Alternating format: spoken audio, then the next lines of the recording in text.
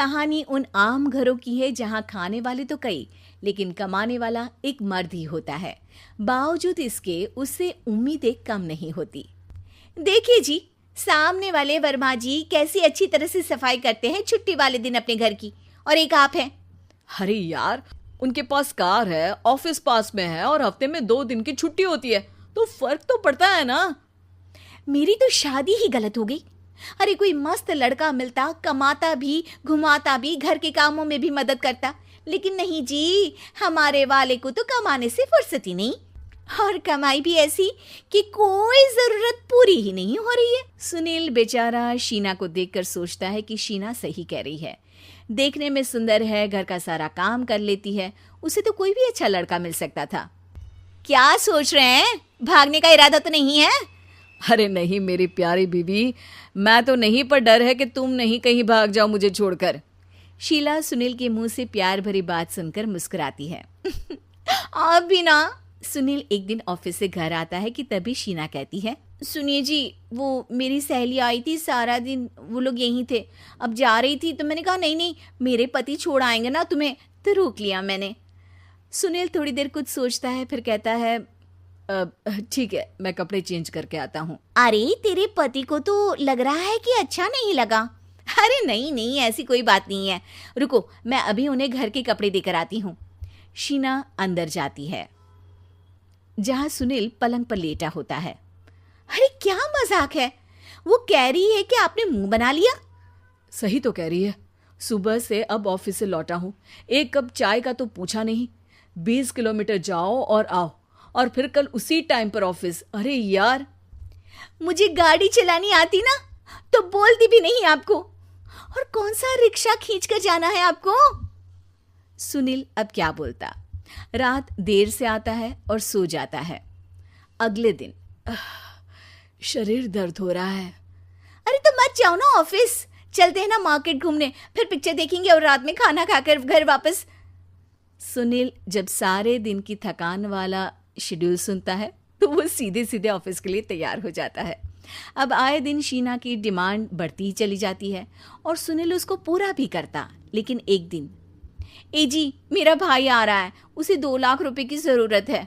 हाँ तो मैं क्या करूँ शीना, मेरे पास इतने रुपए नहीं है। हाँ हाँ पता है नहीं है, लेकिन किसी से लेकर तो दे सकते हो ना। अरे मैं किससे मांगू, मेरे तो जानने में भी कोई नहीं है जिसके पास इतनी बड़ी रकम हो। तभी वहां शीना का भाई शीनू आ जाता है। जीजा जी कैसे हैं आप? अब मैं ठीक हूँ शीनू, अचानक इतनी बड़ी रकम की जरूरत कैसे पड़ गई? अरे जीजा जी, वो बिजनेस शुरू किया ना, तो उसके लिए पैसे की ज़रूरत है। काफ़ी हो चुका है, थोड़ा पैसा बचता है तो मैंने सोचा आपसे ले लूं। अब देखो, मेरे ऑफिस में कुछ लोग हैं जिनकी सेविंग अच्छी है, मैं उन लोगों से बात करके देखता हूँ। सुनील ऑफिस से किसी से पैसे लेकर शीना को दे देता है। शीना वो पैसा भाई को दे देती है 2 महीने बाद। अरे यार शीना, वो ऑफिस वाला आदमी अपने पैसे मांग रहा है, कैसे दूं? अपने भाई से बोलो ना पैसे दे दे। अरे हाँ हाँ दे देगा, कहाँ भागा जा रहा है, आप उनको बोल दो कि दे देंगे। थोड़े दिन बाद, शीना, वो आदमी मुझसे आज भी पैसे मांग रहा था यार, मैं तंग आ गया हूँ। ऑफिस जाते ही सामने उसका चेहरा दिखता है, क्या बोलूँ, बार बार पैसे मांगता है। अच्छा मैं शीनू को फ़ोन लगाती हूँ, बात करके देखती हूँ। शीना भाई को फ़ोन करती है लेकिन वो फ़ोन उठाता ही नहीं। लगता है भाई कहीं ऐसी जगह है जहाँ नेटवर्क की समस्या होगी। सुनील अगले दिन दोपहर को ही घर आ जाता है। उसका चेहरा उतरा और परेशान सा होता है। वो रोने लगता है।